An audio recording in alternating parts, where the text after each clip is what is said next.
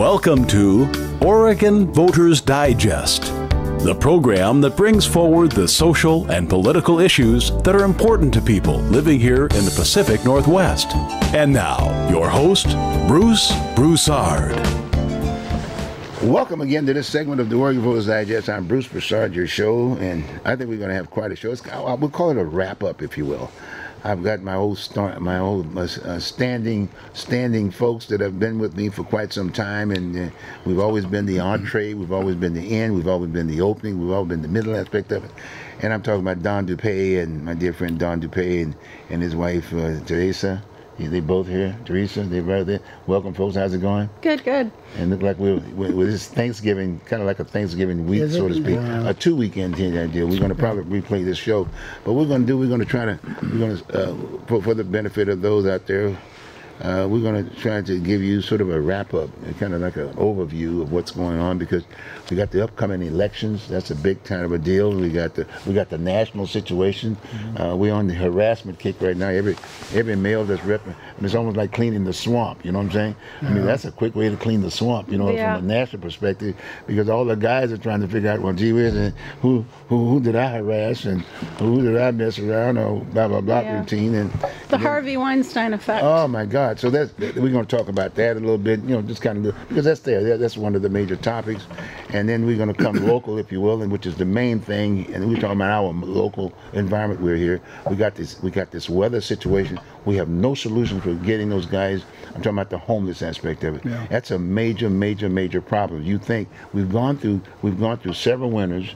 I mean, all due respect to the mayor, he's been there long enough. Plus, he was a county chair for one term. Well, he did one term, right? He did one term. He did 4 years over there. So he's familiar with the situation, and we still have the problem. I mean, we got to do something about this. Yeah. We got to get these folks off the street right now during this inclement weather, so we don't have the similar situation that we've had before. We had several fatalities last year. So we're going to talk about that aspect of it, and then we're going to talk about the upcoming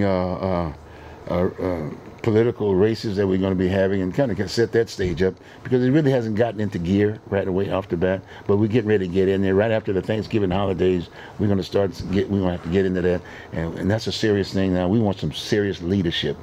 We want serious leadership. We don't want just a person just running on the money aspect of it. They got to have the resume to be able to solve these problems. We want solutions. We want issues. We want solutions. We want solutions. So that's where we're going to be coming from, folks. And I took a moment to do this with the two guys. They're already familiar. You know, I'll just be right front with it, and then that's familiarity, because they get involved in things, and we all have been involved in that. I might add, just right off the bat, we're going to probably talk about me, because in all due respect, I've been sitting around trying to figure out, well, where's that leadership in reference to homelessness aspect of it, and the vets. In fact, Don and we've been out there talking about reaching out to vets. We've actually created a nonprofit to do that, and going out and vetting those veteran organizations outside of the VA who are saying they're doing something for the vets. Yeah. And then we're going to vet them so we can kind of say, okay, fine, these are the ones that are great, and trying to put together, if you will, a binder that we can hand out and whatever. So we've been looking at that piece,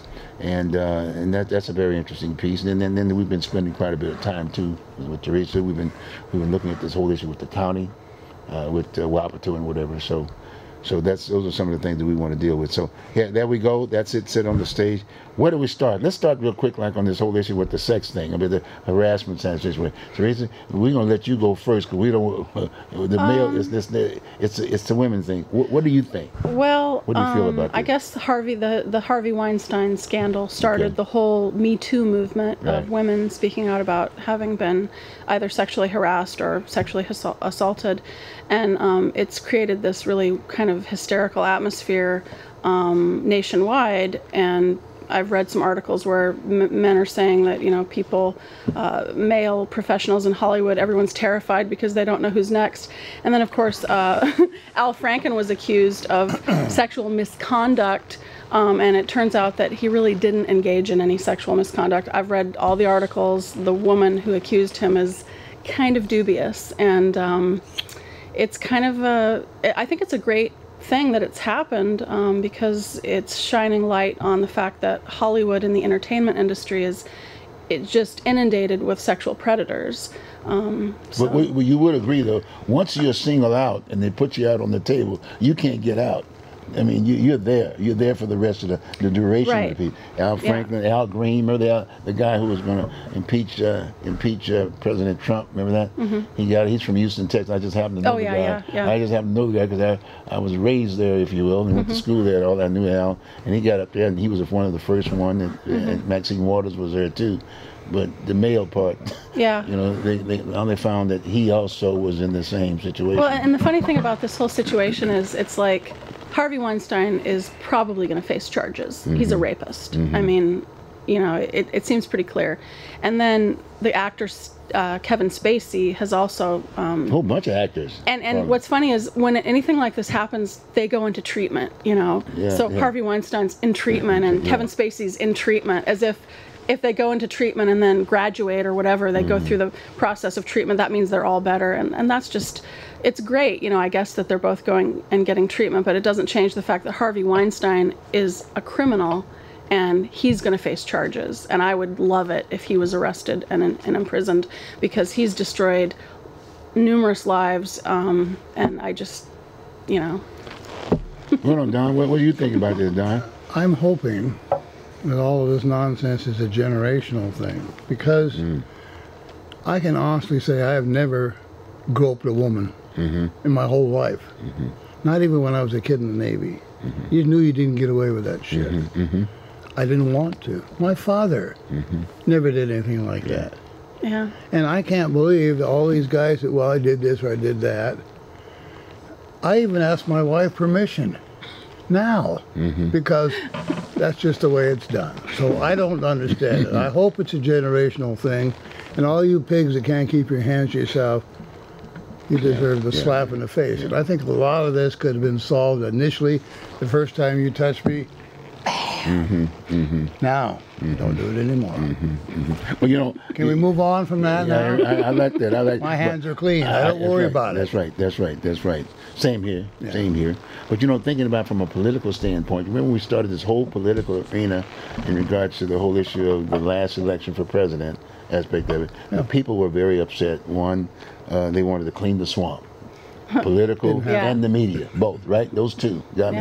And then what if all of a sudden we knew when that point was made, and before the debates even started, said, okay, we're going to look in this whole issue of this groping, this sexting aspect of it, and then all of a sudden, by the way, I think it was 15 to 18 million bucks that had been paid out already to staffers in Congress, if you will, but it was sort of a hush type thing to keep the sex scandals quiet. Right, the sex scandals kind of. They'd go on and a young lady would yell about it, etc., and then they'd investigate it, and then it was fact, and then they'd pay her out of this secret pond, if you will, and then the congressperson is still serving.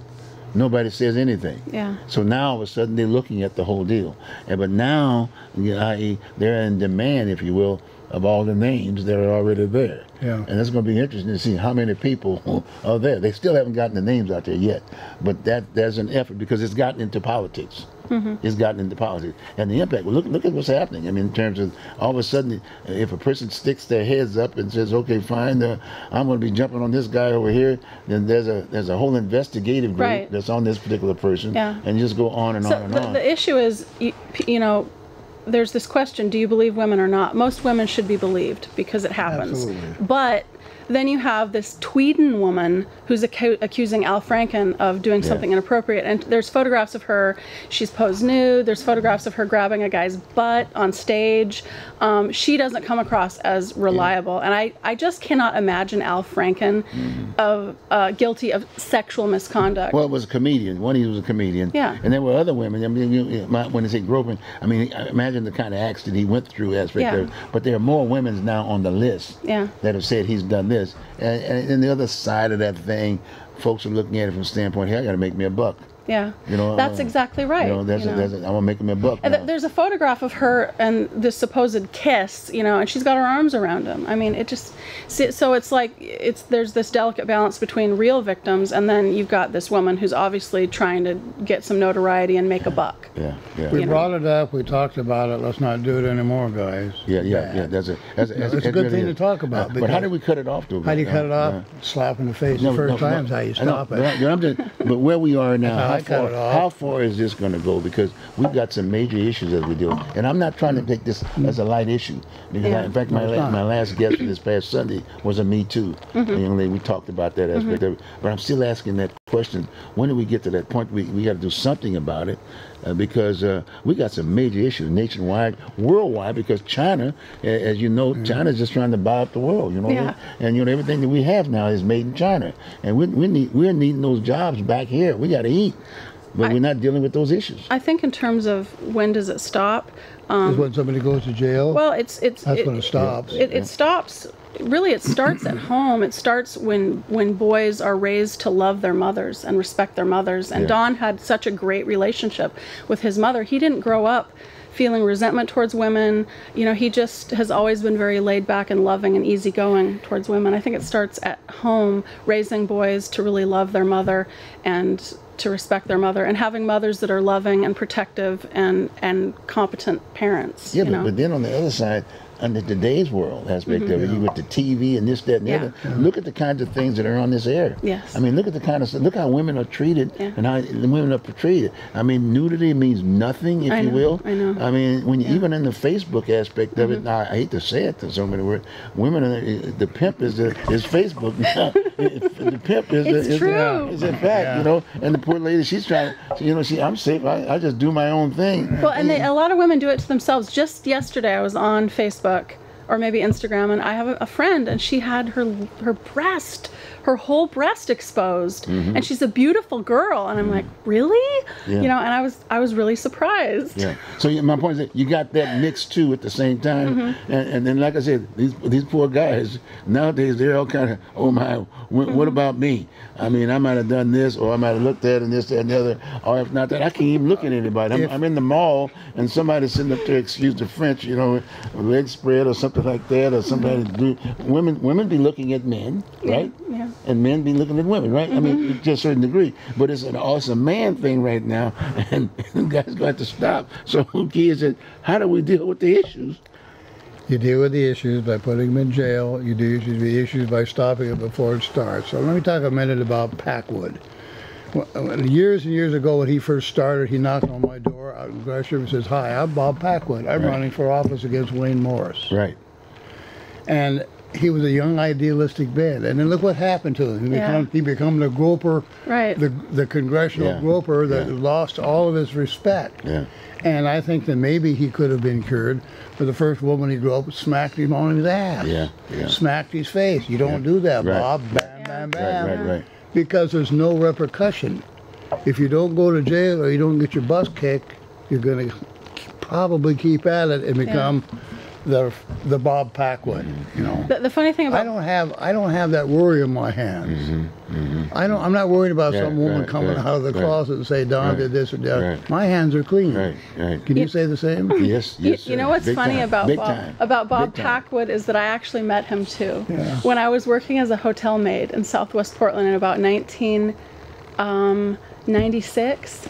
He was staying at this hotel that's right south of the Ringside restaurant, and he stayed there for years, and I met him and actually came into his room to clean his room, and I remember looking up and thinking, God, he looks familiar, but I didn't know at the time.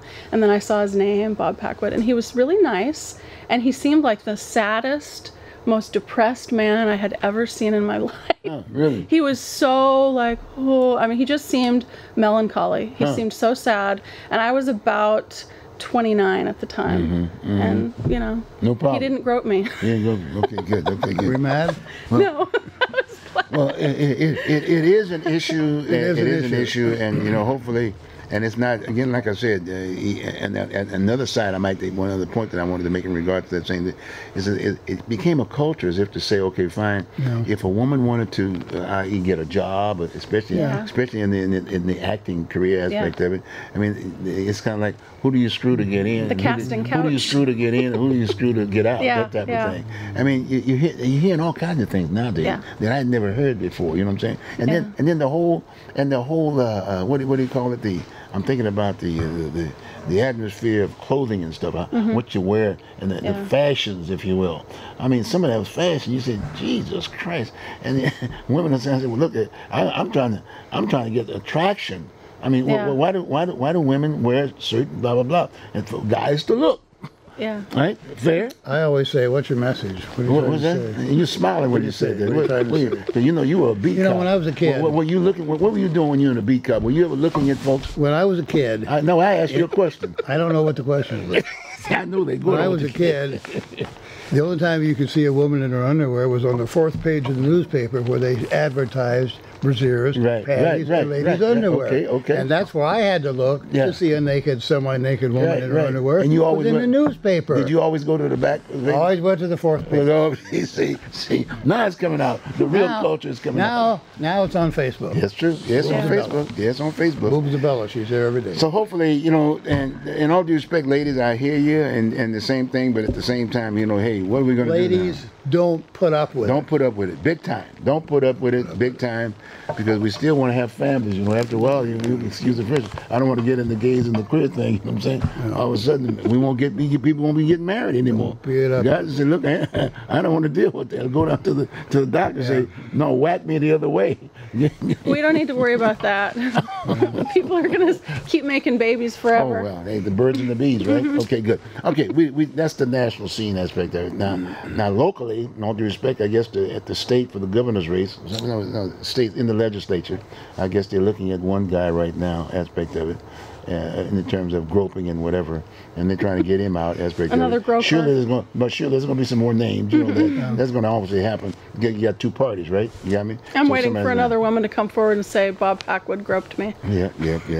Well, he's done now. He's already paid that stuff. That's already done. He lost the deal. He's out of the deal. Now let's get down locally in terms of what. Let's jump right into homeless situation right off the bat aspect of it. Okay. What do we do? How do we get the? Okay, let's look at get the attention. We need some perspective. Okay. 50 years ago, what did we do? We have become what we are because of the permissiveness that we allow now. Let me look at what we did 50 years ago. 50 years ago, it was against the city ordinance to beg. That's right. If you beg, if you held up a sign, if you asked for money, went to jail. That's right. You went to jail. Right here. It was right here in downtown Portland. Right. If you were hanging around on the street corner, looking like you should be doing something, you went to jail for loitering. That means you couldn't sit there with a sign. That means you couldn't pitch a tent on the sidewalk. I mean, in the 60s, we didn't even let people pitch tents in St. John's on the sidewalk. So because we let them do these things, we have become this way. There used to be an adult curfew. It was called after hours. If you were out after 3 o'clock in the morning goofing off and shouldn't be, you went to jail. So we didn't allow people out at night screwing up. We didn't allow them to beg. We didn't allow them to loiter. And we didn't allow them to get out of hand at night. We put them in jail. Or crapping in a doorway or pissing in a doorway. You couldn't do any of that. You couldn't do that kind of stuff, right? Now, you can do it. You can do anything you want. You can sleep during the day. So the solution, it might seem now as draconian, Bring it and back. it probably is, but we have become what we are today because we permitted it to be so. Right. Now we either continue with the permissiveness or we go back to stopping it. Well, the other issue. I don't know what to do. I think that is This is a big topic. The other issue in Portland is that Ted Wheeler is not allowing the Portland police officers to do their job. And they're allowing the homeless, who are predators, criminals, and drug addicts and drug dealers, to prey on homeless girls and women, to continue to deal drugs. And Ted Wheeler's not doing enough. He's not allowing the Portland Police Bureau to do its job. And the whole situation in the Springwater Trail was a perfect example of that. And it's happening. And what's happening also is that there's the repercussion in downtown Portland is that businesses are leaving. The jeweler, what was the jeweler's name? Judith Arnell. Judith Arnell has left. They're closing up. Columbia Sportswear is threatening to leave. Nordstrom is having problems because there's so many homeless people in downtown Portland that are violent, that are angry, that are destroying property. So we need they're not getting picked up. Right. They're not getting picked right. up. And half of them are mentally ill. I mean, Ted Wheeler needs to do more.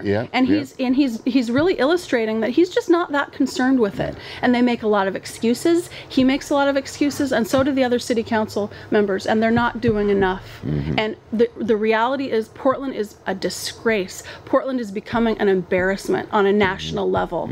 Last year we had a girl who was in her bare feet, and her baby was born. Nobody knew she was pregnant, and she's walking around in the ice and snow in her bare feet holding her dead baby. That made the national news. That's embarrassing, you know? It's inhumane too. Yes. Portland is in a decline that people don't realize. Right.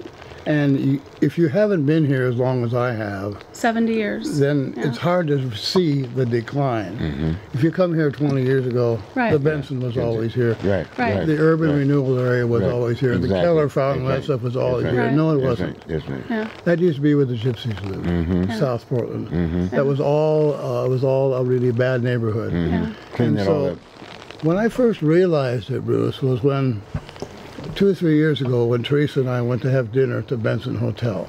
I used to work there as a director of security. It was vibrant. It was a place.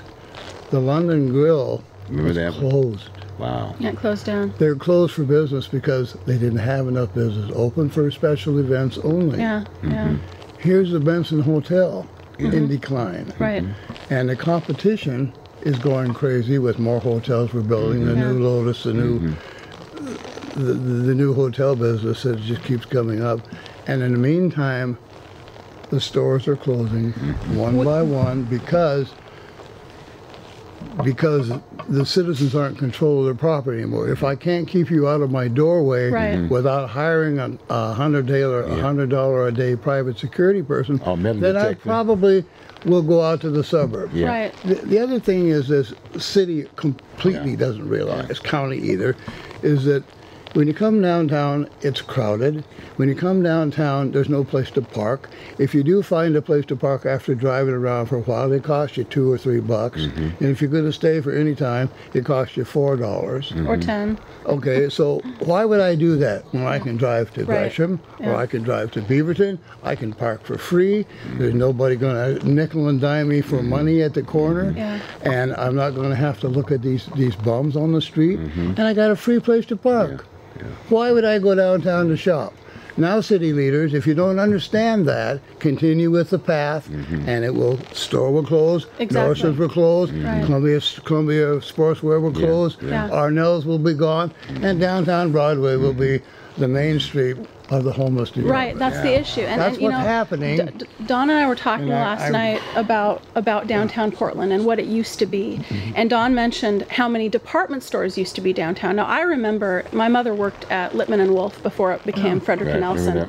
She polished silver in the silver department. And I can remember being 3 years old, 1969, going up the elevator with her. And I can remember downtown Portland had Lippman & Wolf, it had Meyer & Frank's, it had Woolworths. I remember Woolworths. It had a lot more stores, and now Meyer & Frank's is gone. Frederick & Nelson is gone. I mean, Nordstrom's the only department store really in downtown now. For a while. It's the same one I'm talking about. The same 50 years. All these you can't make it in a department store in downtown Portland anymore. Nordstrom's is the only one left. Meyer & Frank's is gone. Macy's is gone. They're all gone. And why are they gone? Because it's too crowded. And we were talking last night about Nordstrom's, and Nordstrom's has a metal door that they have They have a like in some place So in folks would be Beirut. sleeping sleeping inside there. And, Well, they pull down this metal door, and then there's the glass doors outside, right? Yeah, yeah. And I don't because remember it used that to be happening. open. You could just Right. walk in and it out in the Because- rain or something like that. Because they're preparing Yeah, for someone yeah. breaking all of those glass doors and coming in. I mean, that's how insecure or it is. just somebody for them. sleeping up there. They're Yeah. sleeping or just Yeah. crapping there and Yeah. pissing up there on the deal and aspect of. You know, it's really a sad So that's note. what Portland's becoming. You know, I'm sitting here and Yeah. I'm watching. How do I help it? I don't know. Yeah, well, you run for office. We did that. We did that once before, and then we're trying to do it again. For me, it's depressing. I was a teenager in the 1980s, and I loved Nordstrom's. I grew up going to Nordstrom's, and I will be so bummed if Nordstrom's goes out of business. I really hope they don't. Wow. Well, you know, because they've got a downtown business association, but see, again, their reaction, if you will, are just sort of a temporary kind of reaction. Yeah. They're trying to be police. yeah. They're trying to be police. Right. They're trying to keep the streets clean. Right. I mean, doing all those other services they're already paying taxes for. They're already paying taxes. They're paying taxes for. And I can remember the time, even when I was here, that there were a number of restaurants. There was no food carts down there. Yeah. I mean, if you want to get a hot dog, you go to Penny's or something Right. like that. Yeah. Right. You pretty well knew what those situations were, aspect of it. And so that's another thing about the restaurants down there. You know, like all of a sudden you're losing them. Right. And they were competitive in nature.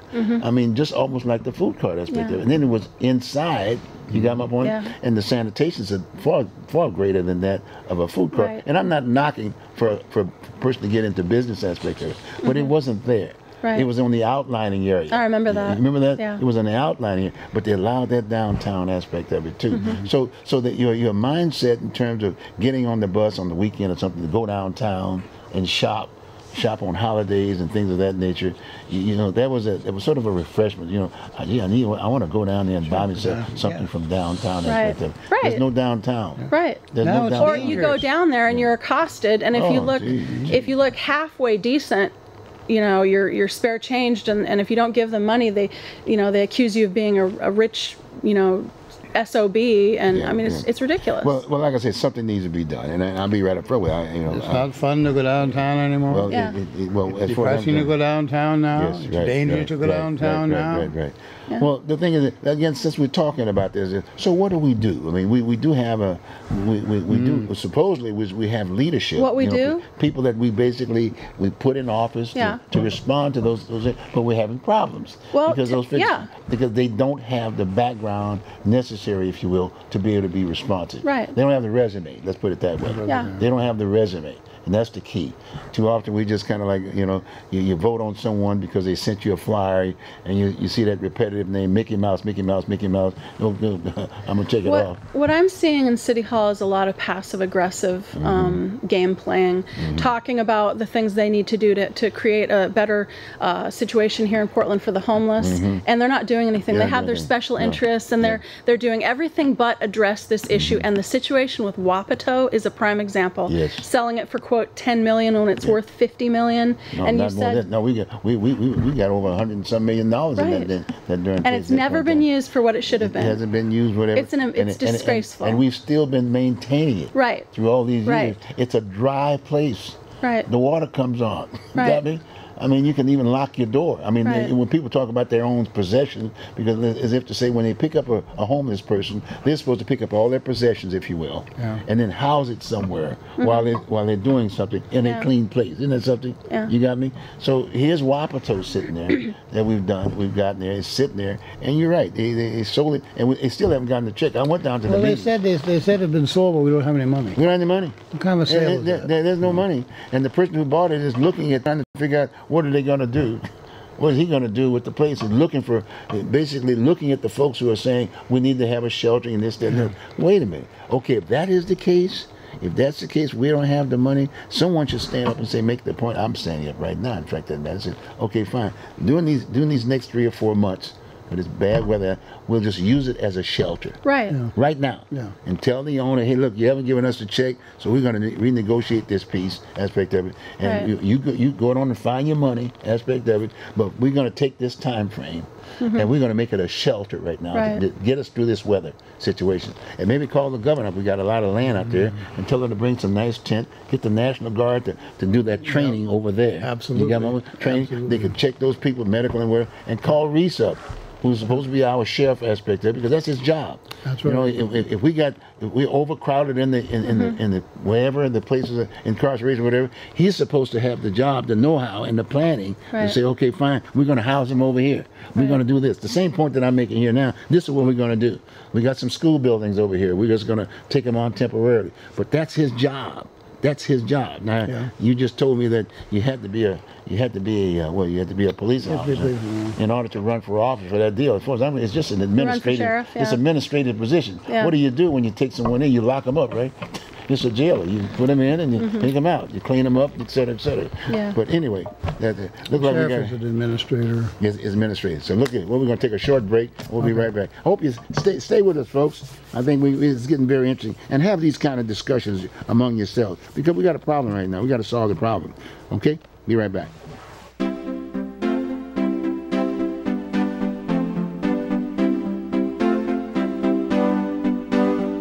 You are watching Oregon Voters Digest. This program can be seen again on these channels on these dates and times. Tell a friend.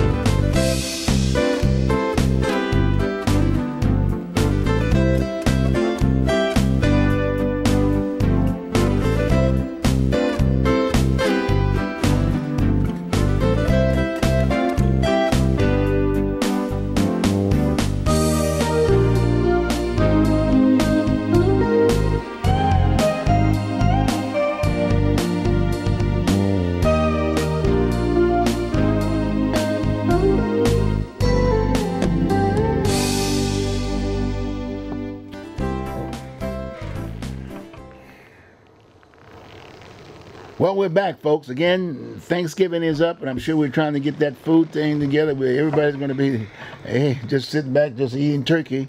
I mean, I don't know which part I'm going to get. Maybe get that thigh first, right? I like that thigh. Do you? You like the leg? Which one do you? Dark meat. Yeah, ooh, that's the only way to go. Yeah. Ooh, boy, I tell you, I said potato salad, greens, and oh my God, oh gee, lima beans and rice. Oh my God, all kinds of stuff. Oh, anyway, we're doing a show here right now. We're trying to get this thing squared away. But anyway, you'll be seeing this same show next week, so you can sit around and lounge around and turn the tube on and look at the same show. But right now we got 30 more minutes. We got a few more things we want to say. When we just broke, we took this break. We were talking about Wapato. You know, talking about we need to use it as a shelter aspect of it, and then talk. Let's talk a little bit more in terms of who's responsible. We're talking about the county now. You know, this, that, and the other. Who didn't vote for and Wapato? Why did we focus? Wapato, has been the pariah of the Multnomah County for way too many years. When I ran for sheriff in 2006, that was part of my platform to use it for something functional. You know, and get on with it, do something with it. I would have done something with it, and you can sue me later if you didn't like the results. I remember that. But I didn't get elected, so that didn't happen. But now we have the same situation. To the credit of Loretta Smith, she did not vote for the sale of Wapato. One of the commissioners, right? Congratulations her. She sees the reality of what's going on more than, oh, well, I got rid of this albatross. Right. And I think that's the way the rest of the county commission saw it. Jesus, let's get rid of this thing. We've been dealing with it for so many years. Right. Well, maybe so. Maybe it's a dead horse, but still, we got winter coming on. It's here now. We don't have any money for it yet, so let's just, like you said, use it for shelter until something else happens. And debate it during that particular time too. You also wanted to say something about the recent article about Loretta and the fine. Well, that's a city deal. That's a whole deal. We'll get into that. We want to talk about that. Okay. As those spots that are open. But there's somebody in the wing that's sitting there as a replacement. And right up front with, I'm going to run, because all these things, I've seen the folks who said that have indicated they run, but they just don't have the right resume right now. We got to get back to the issues. Right. You know, someone has to make that statement, if you will, now, while there's still everybody sitting down there. I would have liked to have seen those other folks who've indicated that they were going to be running for the position, for her position, because she's term limit, at those meetings. Yes. I'm at those meetings. Yeah. You got to be at those meetings. You got to be at the Someone meetings, should have been raising up their hand, because I'm raising up my hand. I challenged that about a while back. I've been ongoing. We've been doing this right here on the show. But anyway, long story short, we'll deal with that other deal. Now, let's get right now into the so-called the leadership that we're going to be looking at, both from the county and talking about the city of Portland aspect of it. And let's go to the city right off the bat here. I mean, we went through an election piece, and the same folks who've elected the new city council sitting since now, Eudaly, right? Chloe Eudaly. Chloe Eudaly. And Miss Firecracker. And boy, I tell you, it's been crazy. Some of the same people that got her on board are asking her, having some problem with They're having some regrets. Some regrets, big time. Okay. I need to say this going in, because my attitude towards all that is the same. If you're running for city commissioner, it's a $110,000 a year position. And that's a chief executive officer of a big bureau that has a multi-million-dollar budget and a large staff. Yes. That is not a job that can be accomplished by someone that's a high school dropout. Well, the resume. I'm sorry. The resume. I'm sorry, but if you drop out of high school, or you didn't graduate from high school, or you went to community college, that's not going to qualify you for a $110,000 a year job. I'm sorry, Chloe. I'm sorry, Hardesty. That's just the way it is. Well, with regard to Chloe, definitely Joanne Hardesty is a lot more accomplished than Chloe Eudaly, and she can talk the talk. She's very articulate. I just have to say she's a professional. Chloe Eudaly is not a professional. She got in trouble because she posted something on Facebook, which I'd like to read. When was this? This was 3 days ago, I believe, and it was, of course, she thought it was private. Well, she's a city commissioner. It's not private. There's nothing private on Facebook. Nothing private on Facebook. Right. Jesus Christ, give me a break. And that really illustrates how naive she is. But she wrote, nothing like waking up to an article that contains blatant misinformation about my office and bureau. Maybe Jessica Flom shouldn't have contacted me after her deadline, after 5 p.m. at the beginning of a holiday weekend. If she genuinely wanted a response from me, she's really not sharp enough. Wink, wink. She's really not sharp enough to be covering City Hall. Then again, the Oregonian is irrelevant, so who cares, I guess. Now, she got criticized for this, and I believe Steve Dean from the Oregonian wrote a commentary about this situation as well, and I read it, and it was really good. He wrote a good commentary, but the point is, she's emotionally immature. She's impulsive. She's rude. She's ill-mannered. She's stormed out of City Hall meetings. I don't believe as bad as Steve Novick was, that he stormed out of any meetings. But it's bad with her, because every time she sees a constituency coming in, she automatically just takes off. Well, she can't handle any kind of criticism, and I know that that's because of her innate insecurities. She dropped out of high school. She got her GED. That's wonderful. A lot of people have done that. I'm not criticizing her for that. She did lie. She said she had completed an associate's degree, and she didn't. She went to PCC for a year. So on her campaign website, she indicated that she had a 2-year degree, and she didn't. So right there, she was lying. She's not much better than Steve Novick, except that her big platform has been creating opportunities for the homeless and housing. And rent control, which really, we've talked with Fred Stewart. Rent control doesn't work. Rent control is innately racist. I didn't understand how it was innately racist until Fred Stewart explained that it's you have situations where you have these buildings, they're managed by typically white people, and then they get their friends and family to move in, and pretty soon this building that was meant for low-income people, it's all white. So yeah, rent control is. But that was her base. I mean, that's what she ran on. Yeah. And in fact, just a little side note, I saw that because I follow her too, and she was saying, "Gee whiz, white people," and I hit her back. I text her back and said, "Hey, look here, just stay focused on what got you there." Right. If rent control is what got you there, then spend your time trying to make a better place, if you will. Make sure that it's working. Well, and the changes that she created, the changes where if someone wants to give a 10 and a 30-day no-cause eviction, they have to fork over $3,000 or $5,000. That may be unconstitutional. That's not carved in stone, and it may not be able to continue either. But she's just not politician material, and I hope she's saving her pennies because there won't be another term. So whose responsibility should it have been to make sure they vetted her? They should see. There's a responsibility for vetting. Someone should. We do have a media. You got my point? We do have investigative reporters and this, that, and the other. We're supposed to be an educated, articulated kind of an entity, right? What happened? They're not doing it. Yeah. Well, Steve Novak was the one, and then they were pissed off with Steve for the. I was campaigning at the same time about holes in the streets and this, that, and the other. But it looked like he didn't do a very good job, and he's so condescending. Steve Novak really, he did himself in because of his attitude. And Chloe Eudaly is being compared to Trump. I can't count how many times in the last 3 months I have read on social media, she's just like Trump. People are comparing her to Donald Trump. Wow. That's embarrassing. Wow. Wow. Well, there's a lot being said. I mean, in all due respect, his names are in caption, if you will. They're on the scale every day. You know what I mean? Yes. The Mickey Mouse deal. I mean, automatic. You'd run to that because of frustration. Yeah. You got my point? Yeah. But no, it's a major issue right now. And again, we've got some major issues in the city. And we shouldn't be talking about this. The rent control thing is more than just a racist thing. Yeah. It's unnatural because it violates the law of supply and demand. Mm-hmm. So you're imposing, whether I like it or not, whether I can raise my rent or not, it's a free market. Yeah. And imposing controls that are artificial will never work because you can't violate the law of supply and demand, you can't violate the law of gravity, you can't violate the law of averages. Those are the laws that are always going to get you. Yeah.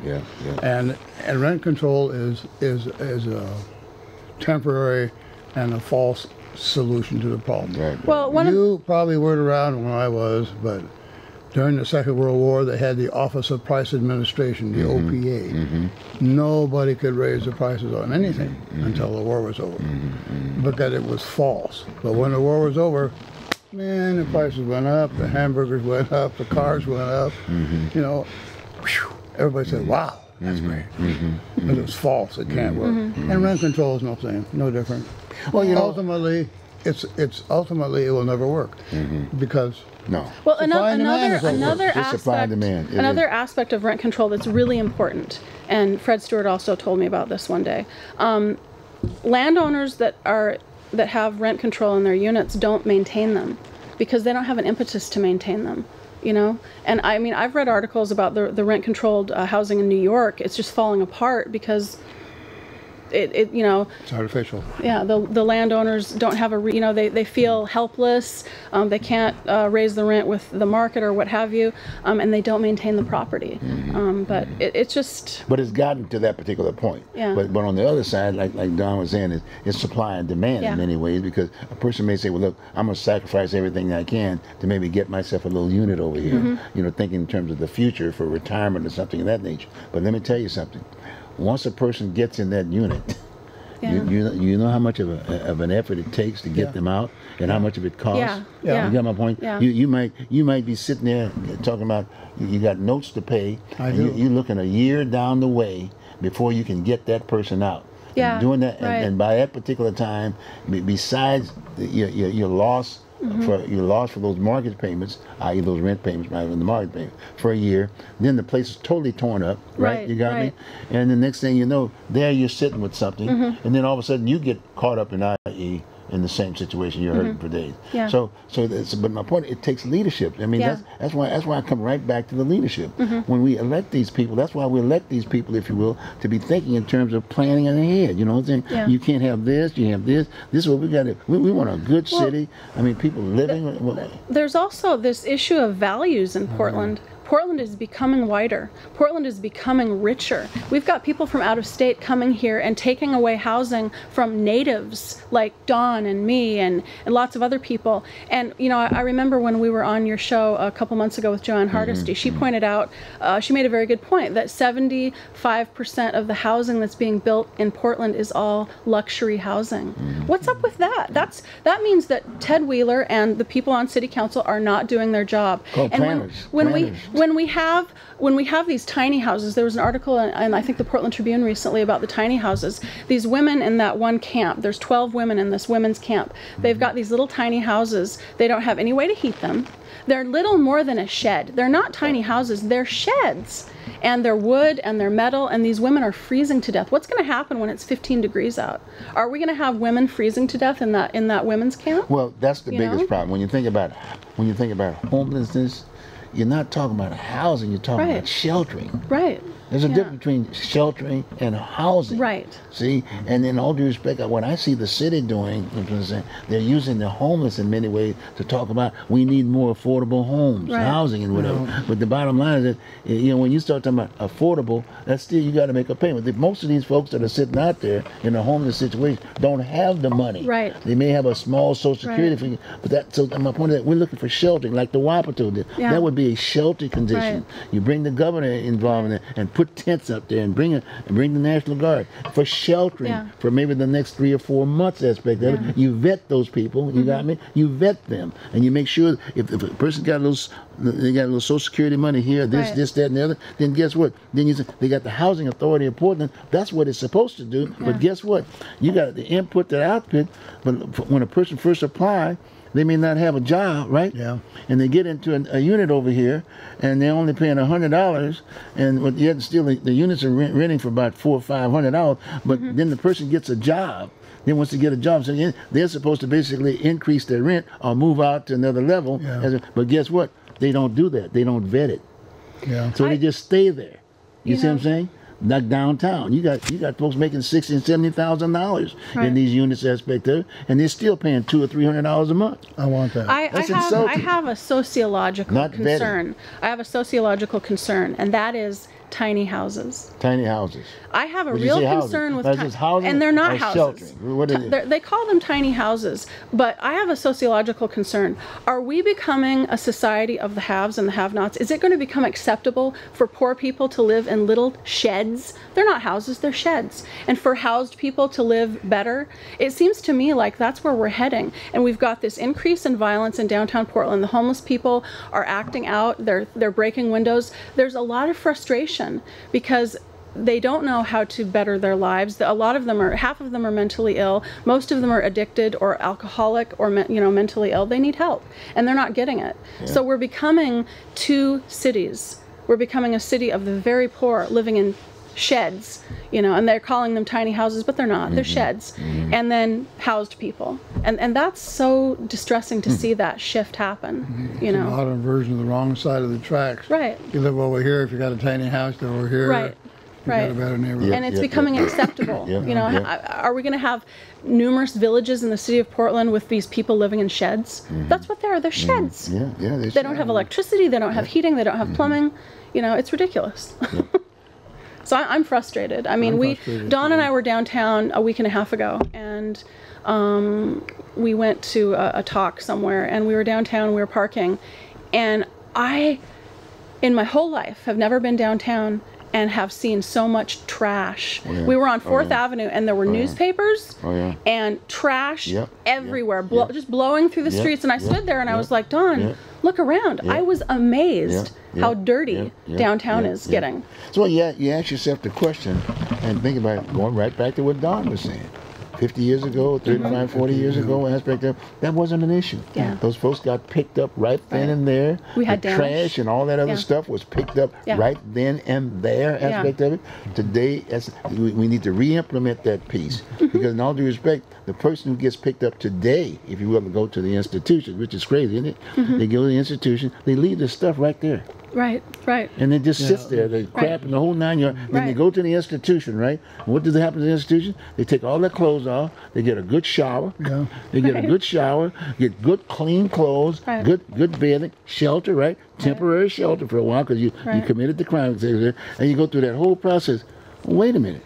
Something wrong. Well, one of the things I would do right up front with you, if we went back to that point, when they get picked up, well, the guys who've been picked up before and they got cleaned up, 2 or 3 days after, they're on a cleanup detail. That's what they're supposed to be, going around cleaning all that stuff up. Early in the morning, the fire department would get together and wash those streets down and all that stuff out the way. My point is that those are the kinds of things we need back in place. And all these folks that are talking about the inhumane, all I will say to them, Right. in all due respect, please raise your hand. Will you take one home with you? Yeah. Right. Please, if you love them, Right. but make sure you share the family, do the whole 9 yards. Give them a And good they warm, won't. and that's right, they won't. Give them a good warm place. Now, I Right, understand they right. may have some ladies, right? They got to have them come on in there, and you know you got some options there. but my point is that sounds inhumane. See, Right. Bruce, you're too But conservative. Draconian. Yeah, But- you're too conservative. Right. But it's not. It's BS. just practical. Hey, Yeah. You I'm know. telling you. And then all the folks Too much tunnel vision here in this city, because we keep talking about we need to build more housing, more We do. more apartment houses, and they do, and they keep going up. You see these cranes all over everywhere, and And how much is the rent? We can't- $2,000 a month. and you can't address That's the not homeless problem. They affordable can't housing. afford it. That's Right. the road Yeah. is messed up to get there. Right. The schools you got to put the Hey, kids in don't hey, have any money. hey. The police there's not Hey, enough police. hey. There's not enough firemen. Right. When are you going to stop building? But guess what? You know who's getting When are you paid gonna well? stop? The people at City Council and That's Ted right. Wheeler. That's right. They're getting paid real That's right. well. That's right. That's right. That- And they got benefits and perks. Yeah. and perks. Lots of perks. Yeah. That my Yeah. point? See? So no, let's just keep building houses, and the roads can go to hell. Well, and another issue that's really important with regard to the homeless is this, and this is something that Ted Wheeler and the new chief of police really need to think about. We have two different sets of homeless. We have the predator criminal, drug addict, drug dealers who are out raping Yeah, and yeah. selling drugs and living Yeah, in tents oh, yeah, because they oh. would rather shoot up. Yeah. Yeah. Okay, and we have genuine, worthy homeless. And I'm going to say there are worthy homeless and there are unworthy homeless. But you can't tell the difference until you Right. can get them all in one area and vet them. Right. You gotta check 'em out. The Portland That's Police what they do. Bureau, the Portland Police Bureau, it needs to be allowed to do its job to get rid of these sexual predators and pedophiles and heroin addicts that are coming to Portland because, oh, come to Portland, it's really easy. The cops will leave you alone. Yeah, you know? the answer to what you just said, the cops pick them up. Once they pick them up, they take them over here to the jailer. That's the process. Right. You got me? And then while they're in jail, they're vetted. Figure out who in the hell they got in there, right? Yeah. You have to give them more time, if you will, or they do this or do this or do that. But my point, we had a process of everybody, and it was all clean, and everybody understood that system. So consequently, we need a sheriff. Yeah. We need a sheriff who's a jailer. In all due respect, I've seen Reese. I've had him. In fact, I want to have him on. I understand he's running. He's the only one that's running right now, aspect of it. But Who's going to run against Mike Reese? Well, that's right, because he's running as a policeman. Mm-hmm. He's a jailer. It's an administrative position, you know, and it's a very important job, because once the Portland police picks him up, they take him over here. That person has to be vetted. All kinds of things happen with that person.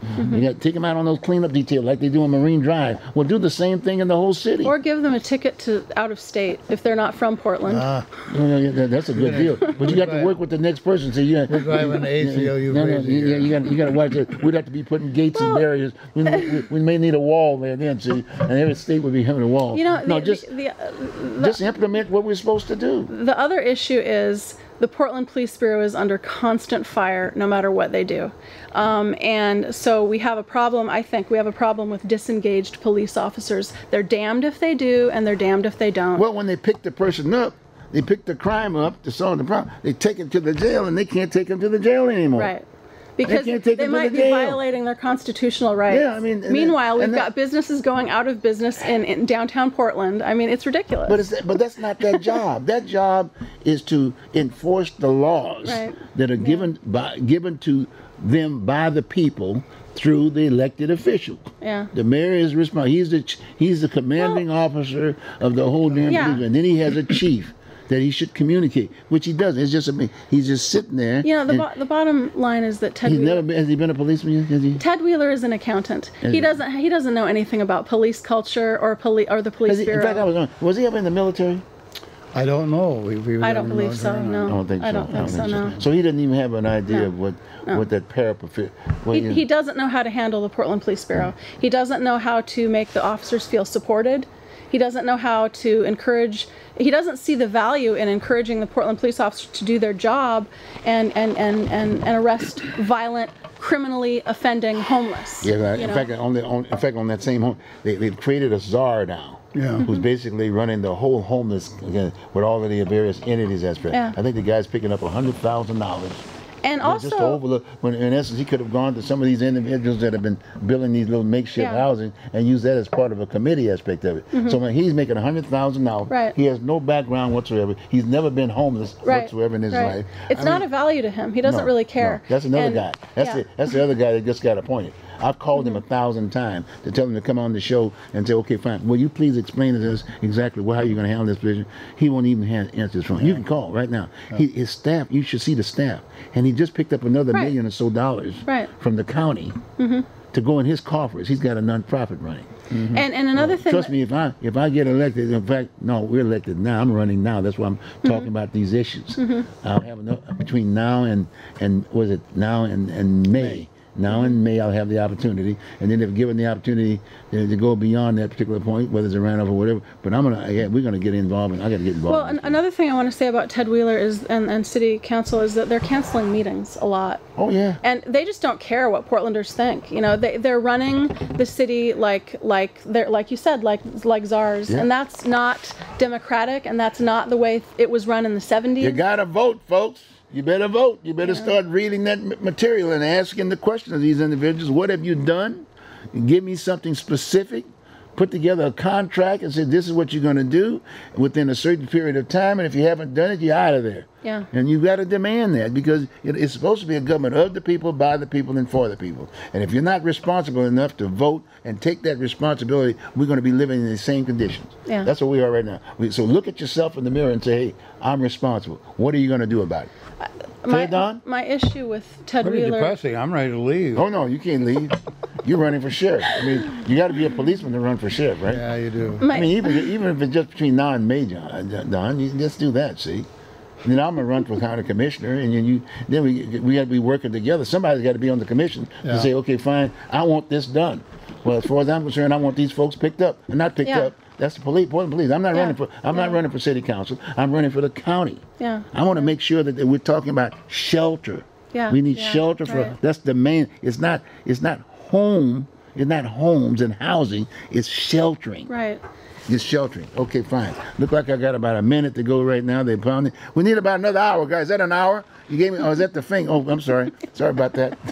There's that marine in there. That's right there. But folks, thank you very much. And like I said, we're going to play this. This is going to probably go back next Thursday, and then we're going to do something on the afterwards aspect of that. But anyway, thank you very much. Happy Thanksgiving to everybody. Yes. Happy Thanksgiving. And unfortunately, the homeless, you're going to probably eat your meal real quick, like, and then be thrown out to go out there and eat in the rain. And that's basically what you're going to be doing. You're going to be doing it that way. But that's the name of the game. Yeah. But thank you very much, folks. Have a good one. See you a couple weeks from now. Have a good one. Okay? And for sure, now remember that. And by the way, think about that homeless. Think about some of the things that we talked about. Think about some of the things we're talking about. Saying be ready, and be ready, if you will, to really get back down to the business to handle the issues that we've been talking about today. The homeless issue aspect of it. Folks who are going to be wanting to run for office, make sure you ask to see the resume. Who in the heck are these people, and are they going to be able to perform the job that they're running for? Yep. And to the mayor, do your damn job, man. Come on. And please come on the show. If you need some help, you got us. We'll help you. We'll give you some direction. We understand you don't have the background. That's cool. But you're there, and we got to deal with you. You are the mayor. I'm the people. I got you in there. Okay? That's the name of the game. You got to do your job. I'm paying the bill, and I want you doing the job. Right. That's where we are. Okay, fine? Folks, thank you very much for being with us. It's always a pleasure. And boy, I tell you, it's been some time. And I want to thank you guys for being here with us. Thank you. It's been really great. And gee, wow, we got a lot of work to do. I'm so depressed. Are you gonna be I ready? don't know what to do. Huh? No, you're gonna be just The fine. ACLU is going to be after us in a Fine. minute. Okay, folks. Well, have a good one. Take care. See you next week after next, right after Thanksgiving. Have a good one.